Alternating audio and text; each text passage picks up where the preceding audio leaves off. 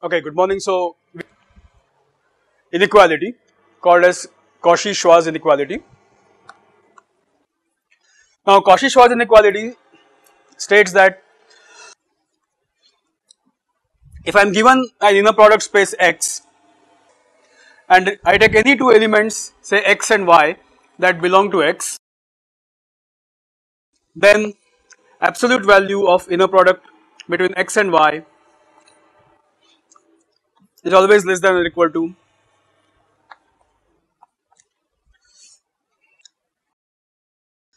So, we proved this fundamental inequality and I said that this was nothing but generalization of the result, that mod of cos theta in 3 dimensions. We have this, we know this result which we know from 3 dimensions. Cauchy-Schwarz inequality was a generalization of this particular results from 3 dimensions. In this particular case, X and Y are two vectors that belong to R3, and here, so when any two vectors X and Y that belongs to 3 dimensional vector space, we know this result, and this particular result is a generalization in any inner product space. Okay. Now, the reason why we wanted to work on this particular inequality was twofold. One was, well, we want to reach the concept of angle in a product space, in a general space, and at the same time we also want to prove triangle inequality in the inner product space. Why do I want to prove triangle inequality? I want to define a norm using inner product. Okay, I want to define a norm using inner product. So that's why I want to prove the triangle inequality. So how do I prove triangle inequality using this particular result? So let's move towards that. So this result is separate. This result is just for your reference. This 3 dimensional result is only for your reference. So I am continuing again with our inner product space X. I am going to take any two vectors X and Y. So, and I want to find out inner product of X plus Y with itself. So this would be, if I just expand this, this would be X inner product X plus X inner product Y plus Y inner product X plus Y inner product Y, right. Now inner product, a number, it could be a positive number or a negative number. Inner product need not be positive always, norm is positive. Inner product can be positive or negative. Cos theta, in this case cos theta can be positive or negative. So I am going to just replace this, I am going to replace this particular equality with an inequality. So this is less than or equal to, what is X inner product X? Always positive, not a problem. Okay. So X inner product X plus X inner product X plus 2 times absolute of X inner product Y plus Y inner product Y. You agree with me? Absolute value of this could be a positive or negative number. If this is a negative number, absolute value is always greater than this value. Okay. So I am just replacing this equality with this inequality. Fine. Even if these are complex numbers, still this particular inequality will hold. Okay.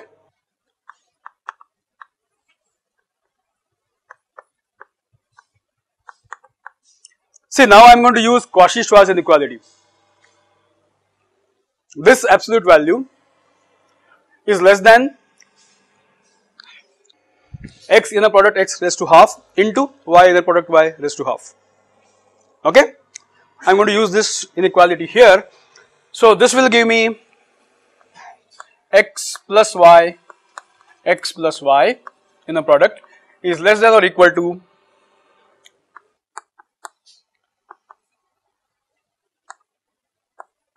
y in a product y raised to half. Okay, is that fine? Just using Cauchy-Schwarz inequality, I get this. So this is less than or equal to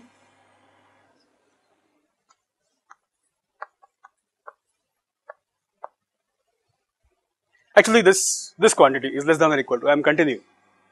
This is a square now. You can see this is a square. Okay, but what is left hand side?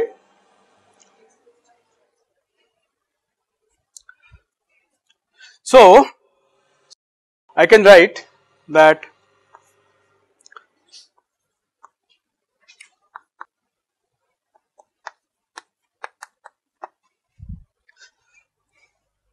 can I say this? All positive numbers, all are positive numbers. This is a positive number in the product of a vector with itself is a positive number. I can take a square root. Okay, I have expressed the right hand side as a square, so I can take a square root. What is this? This is triangle inequality. This is triangle inequality. If I define, see, if I define now,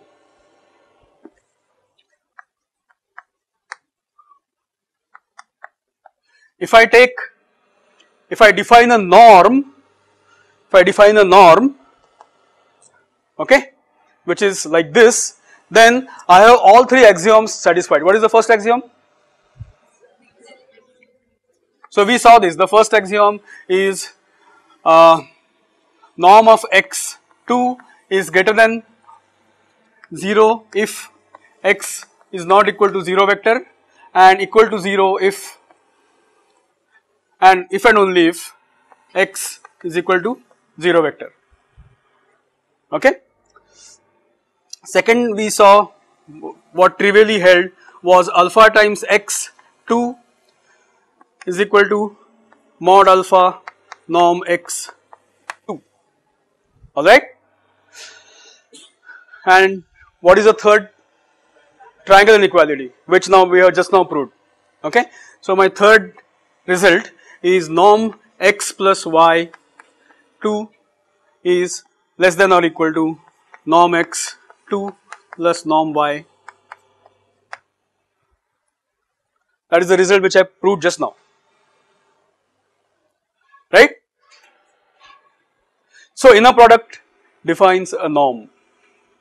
Very nice. Inner product, this norm is defined using an inner product or induced by an inner product. So can we draw now that it is a norm, it is a length measure, okay, can I extract something more out of Cauchy-Schwarz inequality? So what was my Cauchy-Schwarz inequality? Let me see whether I can draw some more mileage out of Cauchy-Schwarz inequality.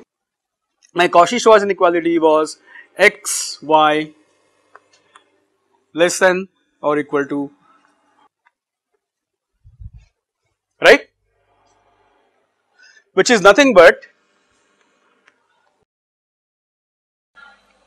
norm x2 into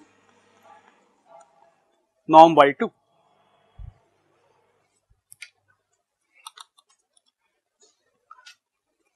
Everyone with me on this?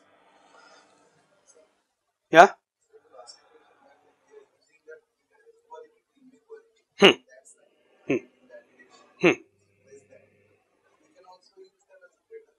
No. This is a positive number. This multiplication of these two positive numbers is greater than this positive number. So only you can use one way. So when you add a higher number on the right hand side, you get an inequality. If you wanted to use minus of something, then probably it's different, but there's only one way to use it. When you derive triangle inequality from Cauchy-Schwarz inequality, I don't see any other way you could use it. No, we are not assuming. I proved Cauchy-Schwarz inequality. I don't know whether you were present in yesterday's lecture. So we proved it. No assumptions. Cauchy-Schwarz inequality we have proved by logical arguments. Okay. And now I am trying to see whether I can get some more insights through it. So is this fine? Now we have defined a 2 norm. Okay. Now what is a norm ultimately? It's a positive number. These two are positive numbers, right? Okay. I can take positive numbers inside absolute value, not an issue, right? So I won't be wrong if I say absolute of x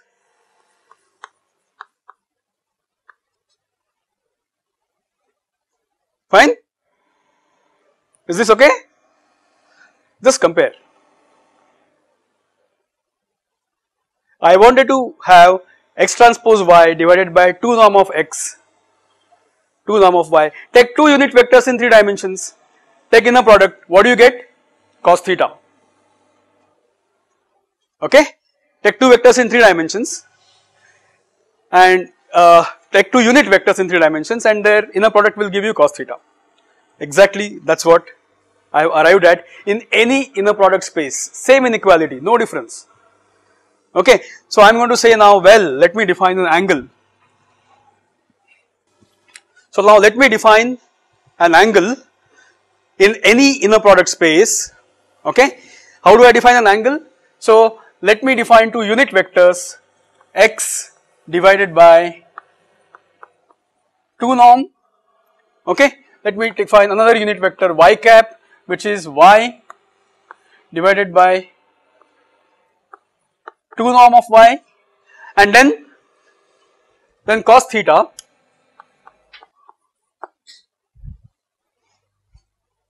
okay, or theta equal to cos inverse of inner product of x. Is it okay? Is this fine? So inner product, generalization of concept of dot product to inner product allowed me to prove a very important result from 3 dimensions into any general inner product space. So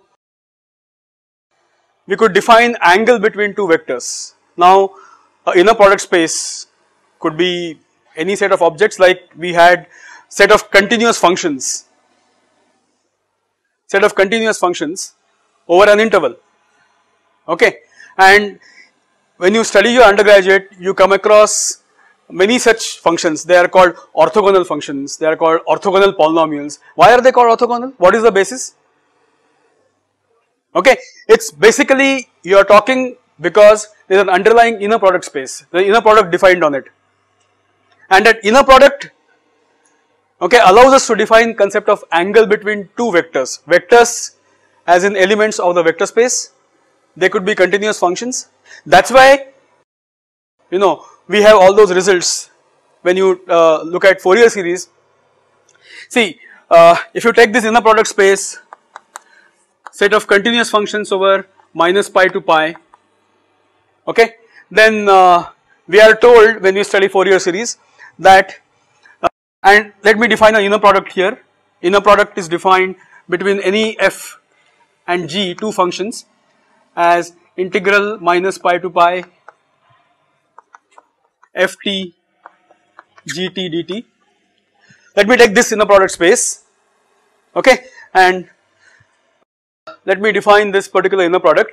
Well, what we are told is that inner product of sin t cos t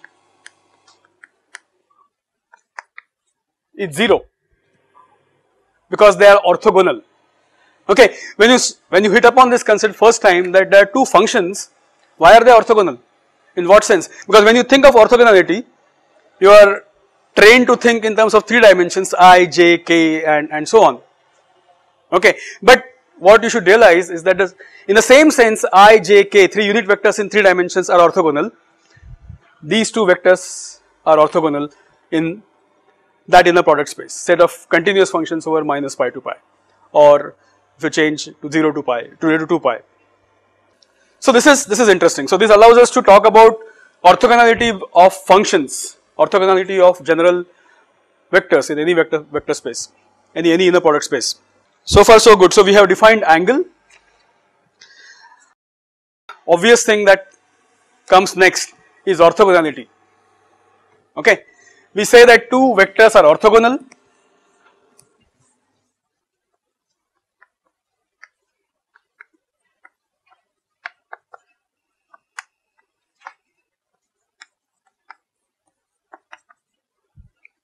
Inner product is 0, simple.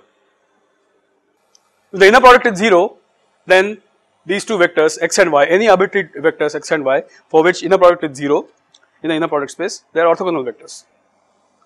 Okay. What are the other concepts that you need when you start orthogonality? Well, one thing we talk about is that a vector is perpendicular to a plane, right? We have to use a notion of a vector being perpendicular to a plane or a set. Let's say, so this if I have this plane, okay, I can say that this particular vector is perpendicular to every vector in this plane, right? Every vector in this set.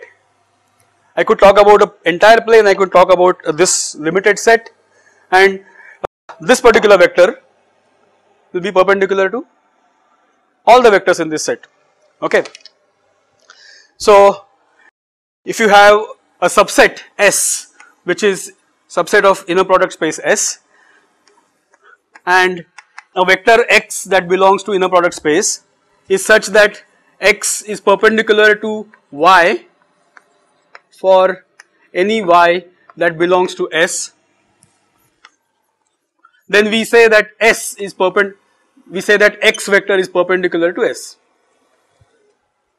If S is some subset of inner product space, okay, and I take any arbitrary vector X in the original space, this is a subset, this is a vector. If this vector is perpendicular to every vector that belong to the set, then the vector is perpendicular to the entire set. All these concepts will require more and more once we progress.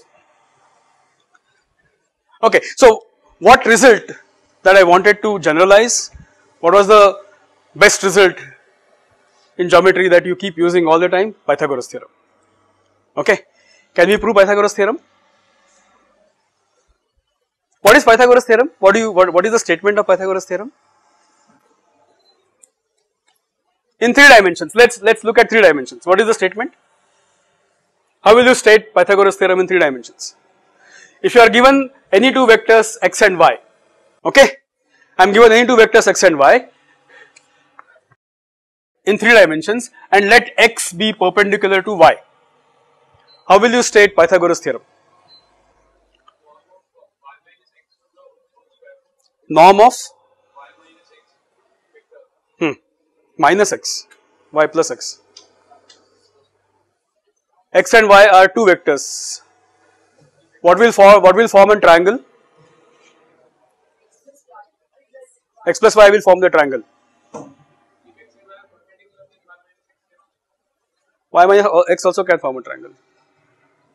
Both will hold. Then, so you want to say that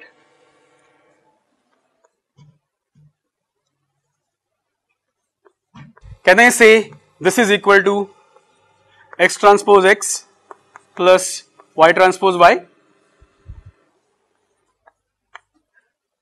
As he is rightly pointing out, this could be said even for x minus y.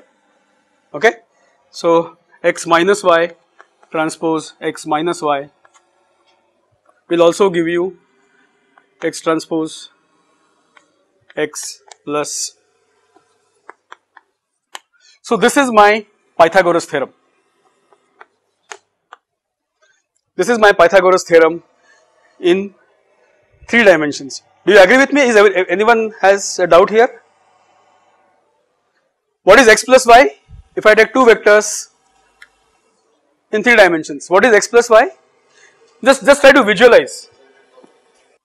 Just try to visualize. Unless you visualize, you will not get it. Let us say this is x vector and this is y vector. What is x plus y? This is my x vector, this is y vector. What is x plus y? Parallelogram law. In fact, now I would expect the parallelogram law to hold in, what is, do you remember parallelogram law? Everything will hold, I mean you are just generalizing. This is my x plus y vector, right? This is my x plus y vector and this is x minus y vector, okay. So now if x and y are perpendicular, okay, then what we are saying is square of, so we are looking at a scenario where y is like this, sorry, x is like this, x and y. We are looking at a scenario where x and y are like this and x plus y is actually this, right. So square of length here is this square plus this square, that's all I am stating here, okay. Is this fine? So now all that I need to generalize this in an inner product space is to use the concept that if two vectors in the product space are orthogonal, then the inner product is 0. I just start with the same thing. So in an inner product space X, let x and y belonging to X, well I am writing everything in this cryptic language because it's faster to write, otherwise, and you will get used to it after some time. X is perpendicular to y, right. I pick up two elements x and y in the inner product space which are perpendicular. All that I have to do to prove Pythagoras theorem is to start with x plus y.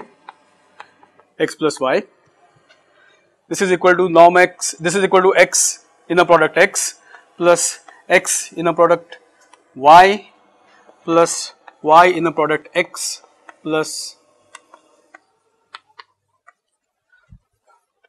this is 0, this is 0, x and y are perpendicular, inner product is 0, okay. What follows is the classic Pythagoras theorem generalized to any inner product space, a grand generalization of ideas, same ideas. What you should not forget is the ideas of geometry which we are using from your school, 3-dimensional vector space which you are used to in your college, same thing is being generalized in different spaces, okay. So if your geometrical ideas in 3 dimensions are clear, you will understand what is happening here. You cannot visualize what exactly this means in a function space.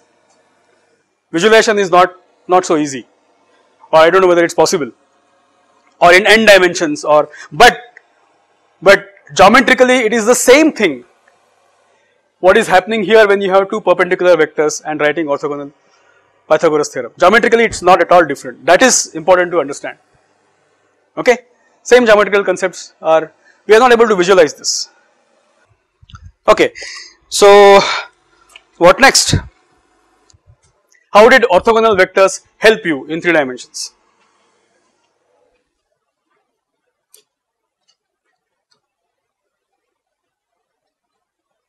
What were they used for? Can somebody throw a light? Standard basis, orthogonal basis, very useful, right? We use orthogonal basis all the time.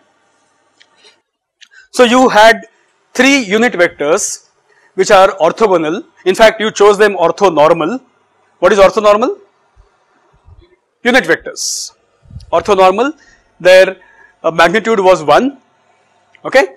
So orthonormal vectors helped us to define any arbitrary vector in terms of its components along certain directions, right. So we write a vector x component along I direction and y component along j direction. This is the first time when you start looking at coordinate geometry. This is how you start representing a vector, right. So we need now exactly the same thing. We need to generalize a set of orthonormal basis vectors in any inner product space, and then we should be able to express a given vector in terms of an orthogonal basis, right? Because orthogonal basis has many advantages in computations as compared to non-orthogonal basis. Okay. Okay, so in 3 dimensions, how many ways you can construct a basis? What is a basis in 3 dimensions?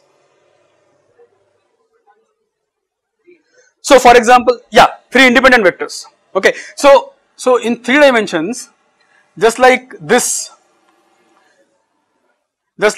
you know, this let's say k, this is unit vector here, say k, I and j. Just like these 3 unit vectors form a basis, okay, I can take some 3 other vectors,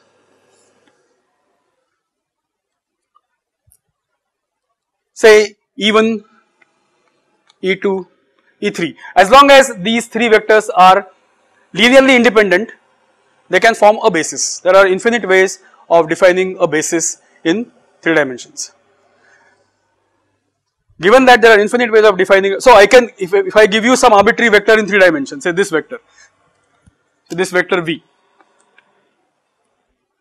okay, I can write vector v as v is equal to say x1 e1 plus x2 e2 plus x3 e3, where e1, e2, e3 are 3 basis vectors.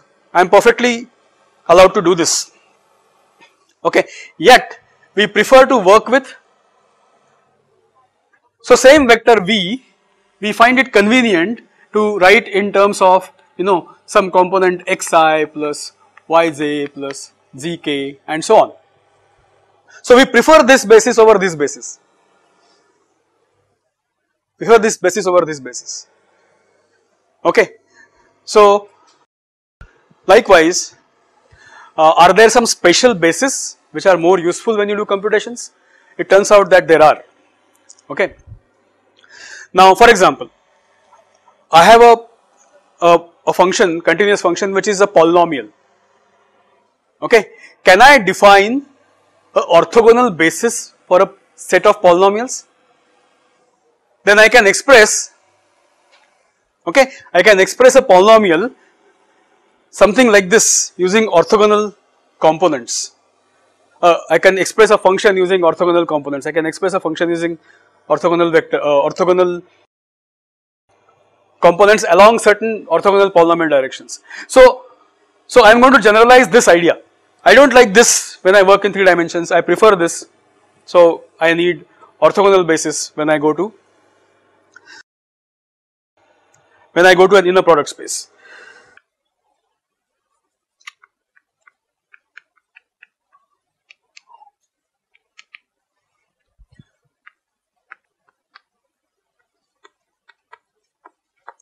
So now I am generalizing a concept of orthogonal set.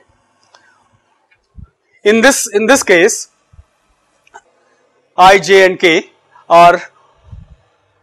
is a set of orthogonal vectors. In fact, they are set of orthonormal vectors, right? A set of orthonormal vectors.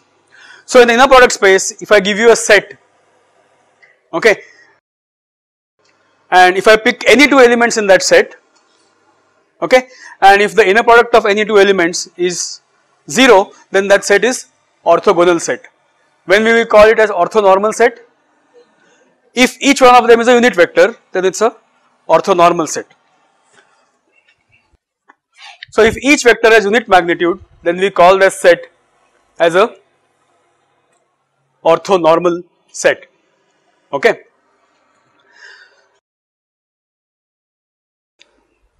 Now moving on to, okay, so do you remember how do you construct, if I give you in 3 dimensions, if I give you 3 vectors which are not orthogonal, I want to construct an orthogonal set starting from a non-orthogonal set. How do you do it? Does, if I say Gram-Schmidt process, does it ring a bell? No?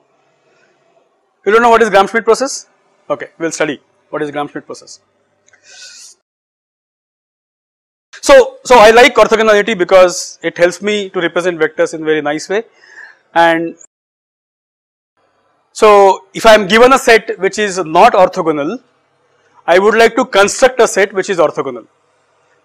Okay, if I am given a set which is not orthogonal, then I can construct an orthogonal basis which helps me to represent vectors. Okay, so first I am going to start looking at 3 dimensions. We will generalize to set of polynomials, we will then go to function space and so on. So okay, let's go back to our 3-dimensional vector space. We have this vector v, we have this vector v here, and so let's call this x, y and z directions, and this our I, j, k are 3 unit vectors. Okay, if I wanted to compute component of v along x, how do I do it? Dot product with unit vector in that direction, right? So, right, I use the unit vector v transpose I. So this vector, this will give me inner product, dot product, actually we shouldn't say v transpose, v dot I, that is the right, v dot I, not v transpose I, v dot I. So dot product will give me x component, okay, dot product of v with j will give me y component, and dot product of, okay. So suppose I find out, if I am given vector v, okay, I find out the component along x, okay. Let us call this vector as vx. What is vx? Vx is, component along x. I am going to call it as vx, okay. So what will be v minus vx? What will be this vector v minus vx? Yeah, it will be 2 components that are remaining along y end. So everything that was along x has been removed. Okay, now what remains is only, okay. So in fact you would expect that component to lie in which plane? YZ plane, right? Okay, now this idea I am going to use to come up with this concept of Gram-Schmidt process, okay. Is this clear what I talked about just now? That you find a component along a particular direction, remove it from the original vector, what remains is along the remaining orthogonal components, okay. So this is a very important concept. Well, Gram-Schmidt orthogonalization can be done only in an inner product space, not in any vector space, because inner product defines angle, orthogonality and the things that you really need to construct an orthogonal basis, okay. Idea of orthogonal basis cannot be thought of in some other arbitrary vector space where inner product is not defined, okay. So definition of inner product is crucial when it comes to, okay. Now let us start with R3, okay. So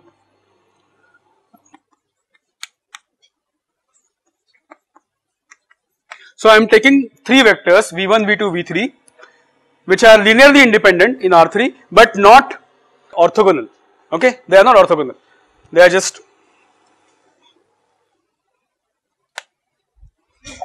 okay. I am given 3 vectors in R3 and then I want to construct a set which is orthogonal basis, right. I could have constructed a basis from this which is a non-orthogonal basis. This basis would be, one way of constructing a non-orthogonal basis will be v1 upon, right, and v2 upon norm v2 and v3 upon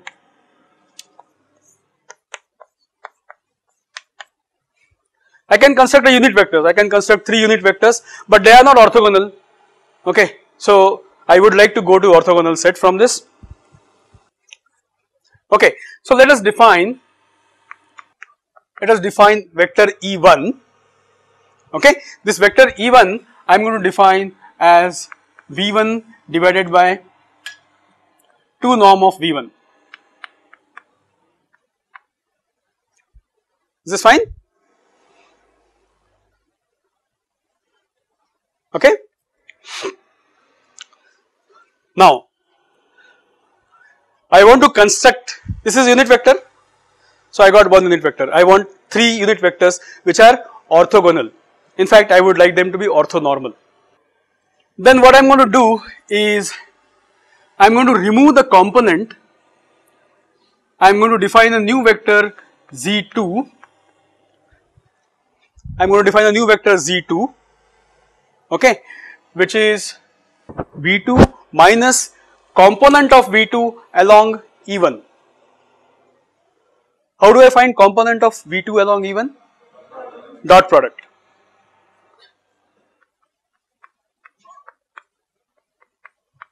Times, this is a scalar, right? This is the component, this is the scalar component along E1. So this vector minus this will be everything now that is left which is not along. So Z2 will have everything that is not along E1. Is E1 perpendicular to Z2? You can just check that Z2 dot product E1, what is this? This is V2 dot product E1 minus V2 E1 dot product E1 or E1 inner product E1. What is E1 inner product E1? 1. So this is 1. So what do you get here? 0. Okay, so I have constructed a vector Z2 which is orthogonal to, okay, so Z2 is perpendicular to E1, but Z2 is a vector which is not a unit vector. I like unit vectors, I, j, k, okay. So how do I get a unit vector? I will take E2 which is Z2 divided by norm Z2, okay. So I have two vectors. See, this Z2 and E2 are aligned along the same direction, magnitudes are different, right. So E2 and E1 are also perpendicular. So E1 is perpendicular to, okay, is that fine? Now what next? I want to now construct a third vector, so V3, so I will construct a vector Z3 which is V3 minus component along E1. You can very easily check that Z3 is perpendicular to E1, Z3 is perpendicular to E2, not difficult to check, okay. Just take inner products, you will see that Z3 is perpendicular to E1, Z3 is perpendicular to E2, okay. So E1, E2, E3 are mutually orthogonal, okay. So how do I create E3 now? Take a unit vector along Z3, okay. So take a unit vector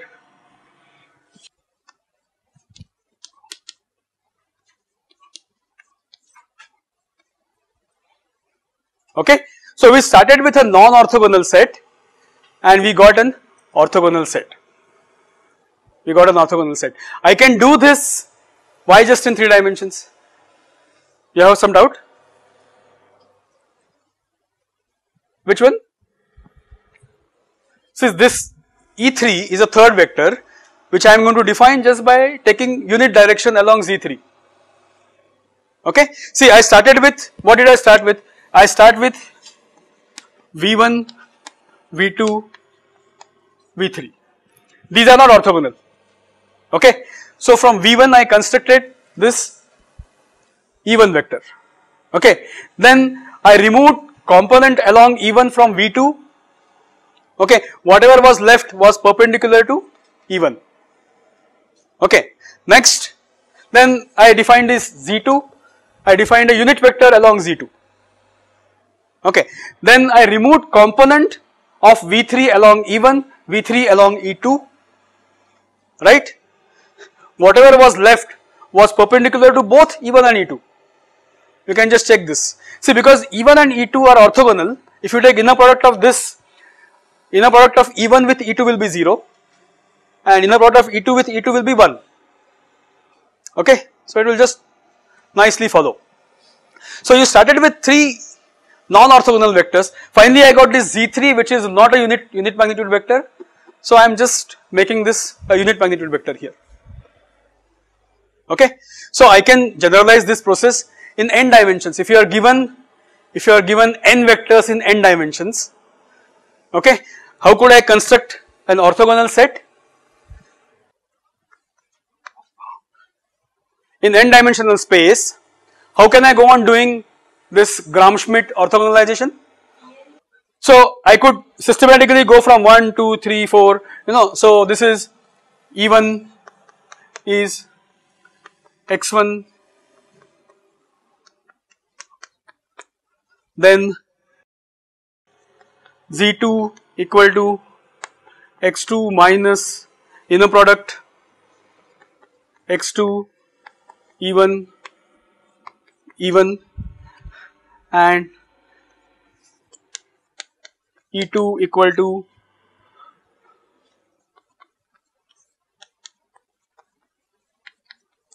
and so on. I just go on methodically doing the same thing. Okay. Then E3, then E4, then E5, then E6. I can go up to En. So starting from a non-orthogonal set. Okay. So what we will see in the next class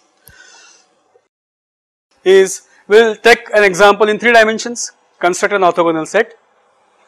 We will take a set of polynomials which are not orthogonal, construct set of orthogonal polynomials. If you just follow Gram-Schmidt process, what will pop out is Legendre polynomials. Okay.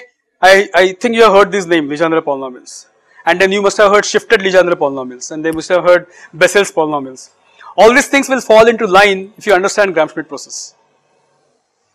Okay. It is some orthogonal set constructed on some inner product space of interest. Okay. And those sets can be constructed simply following the simple idea from 3 dimensions, Gram-Schmidt orthogonalization. Okay. That is the message. Okay. So next class we will look at examples of this.